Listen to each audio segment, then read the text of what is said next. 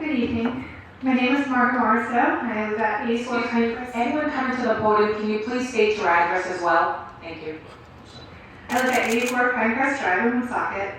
I've been working in housing and homelessness for about 20 years. You may remember me coming to city councils prior and saying that we don't have enough affordable housing, and that we need enough affordable housing to meet the needs of our community. That 10% is just an arbitrary number. And census data shows us that many households in our city are very low income and that housing is too expensive. Many people are one paycheck away from losing the roof over their head. So now we're here. 308 people in Woonsocket are enrolled in the state's coordinated entry system.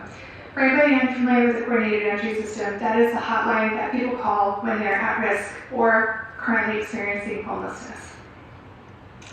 Woonsocket has the second highest number of people experiencing homelessness in the state. That means many of the people are here from Woonsocket. These are our neighbors, these are our community members. Homelessness is a housing problem. The only way to solve homelessness is to create affordable housing and supportive housing. Shelters are only meant to be a temporary option. Typically, when people become homeless, they call the state's coordinated entry system, get referred to a shelter, stay for a little bit, and are able to find more permanent housing. But unfortunately, every shelter bed in the state is currently full. As of last week, there were 262 people who are still unsheltered, living outside in cars and tents. Two factors have led to the crisis we're seeing now: the pandemic, which we have not recovered from, and the skyrocketing cost of housing.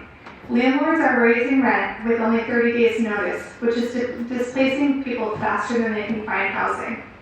Housing stock is lacking due to properties becoming investments such as Airbnbs and VRBOs, and some units are disappearing due to demolishing for other purposes. This creates a classic economic issue. Less stock drives the market to charge more for rents, which become unaffordable to low-income working-class people. People lose their homes, and with shelters at capacity, people are forced to live outside in tents and cars. Bulldozing encampments does not solve this problem. Preach. It is much more complex. Displacing people who are unsheltered only causes more harm and trauma. People lost winter survival items such as clothes, tents, and sleeping bags that are critical to keeping them alive in the harsh winter weather. People lost medications that they need to survive. People lost vital documents such as licenses, social security cards, birth certificates that they need to apply for housing, to get jobs, to access support programs. No remorse. People lost their personal valuables such as pictures of family members and other meaningful things that further leads to trauma and depression that people often experience when they are homeless. What was done last week in our city was cruel and thoughtless. City officials who ordered the bulldozing showed a lack of empathy. Excuse me. Council President. Raymond, I'll ask you to keep your comments to yourself, please. You already have I'm one. agreeing with the speaker, so I'm freely able to speak under the first one of the Constitution. All right, Council President? We have a right to You come already freely had speak your and expression. opportunity to speak. We have the right I'm commenting on the speaker. I'm commenting what the speaker said in agreement. So what am I doing wrong? Yes or no, that's all I need to hear. Freedom of speech, so I'm not going to abide. Freedom of speech and expression. First one of the constitutional right, President Council. What was done last week in our city was cruel and thoughtless. City officials who ordered the bulldozing showed a lack of empathy. This is not how we treat our neighbors, and everyone deserves compassion. Amen. Furthermore, it was a clear violation of the Homeless Bill of Rights that was made state law in 2012. The law states the following: that people who are experiencing homelessness have the right to use and move freely in public spaces, including, but not limited to, public sidewalks, public parks, public transportation, and public buildings in the same manner as any other person.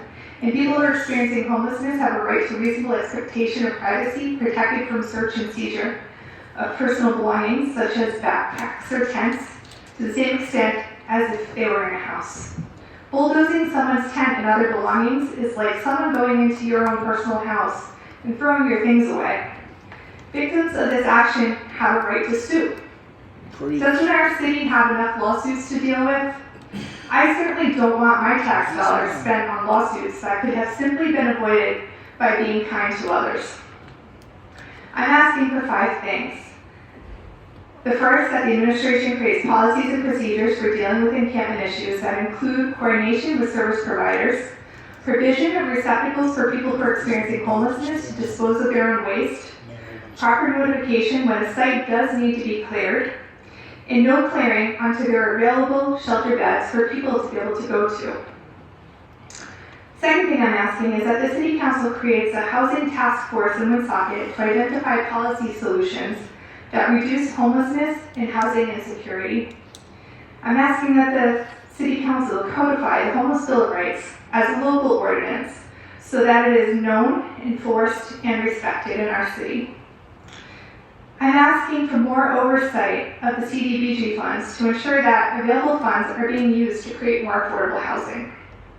And finally, Mayor Baldelli, Director D'Agostino, I'm asking you to apologize to the people harmed by last week's Yes. Finally, I want to offer my experience and knowledge as a resource to the council and the administration. I appreciate the time and effort that the council has made to look into this matter. I know many of you care. I'm always available to answer questions that you may have. Thank you.